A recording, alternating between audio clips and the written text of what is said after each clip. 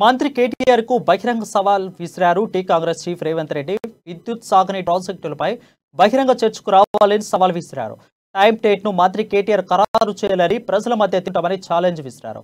కేటీఆర్ ఎక్కడ చెబితే అక్కడకు చర్చకు వచ్చేందుకు తాను సిద్ధమని అన్నారు. ఇదే సమయంలో ఒక్కపై ఈడీ విచారణకు షాకింగ్ కామెంట్ చేశారు. బీజేపీ బీఆర్ఎస్ నాటకంలో పార్టీ ఈడీ విచారణ అని విమర్శించారు. బీజేపీది మిత్రబంధం అన్నారు. కవిత విషయంలో మీడియా హడావిడి ఎక్కువ ఉందని, ఈ విషయం చాలా సాధారణ విషయం అని వ్యాఖ్యానించారు రేవంత్ రెడ్డి.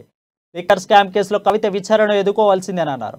సోనియా గాంధీ ఈడీ విధించిన సమయంలో ఎమ్మెల్సీ కవిత సీఎం కేసీఆర్ ఎందుకు మాట్లాడలేదని ప్రశ్నించారు రేవంత్ రెడ్డి.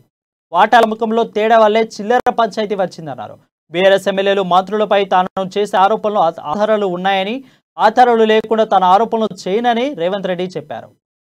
కాంగ్రెస్ కట్టిన శ్రీరామ్ సాగర్, పోచారం లాంటి ప్రాజెక్టులతోని సరిపోయినంతగా ఆయకట్టు కుడిలు రావడం లేదు.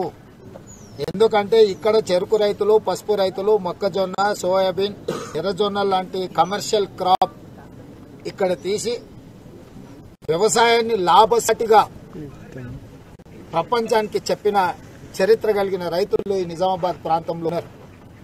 అందుకే నిజామాబాద్ షుగర్ ఫ్యాక్టరీ నుంచి మొదలు పెడితే కాంగ్రెస్ పార్టీ కూడా ఆ ఫ్యాక్టరీలన్నింటిని కొనసాగించి ఆ రైతులను ప్రోత్సహించి కావలసిన ప్రాజెక్టులు కట్టింది. నిజామాబాద్ జిల్లాకి 20, 21, 22 ప్యాకేజ్ ద్వారా దాదాపుగా 3 లక్షల ఎకరాలకు నీళ్లు అందించడానికి, అదేవిధంగా గొలుసుకట్టు చెరువులను కూడా నింపుకుంటూ వెళ్తే గ్రౌండ్ వాటర్ కూడా పెరిగి బోర్ల మీద ఆధారపడ్డ రైతులకు కూడా లాభసాటిగా ఉండే విధంగా ఆ రోజు డిజైన్ చేసిండ్రు.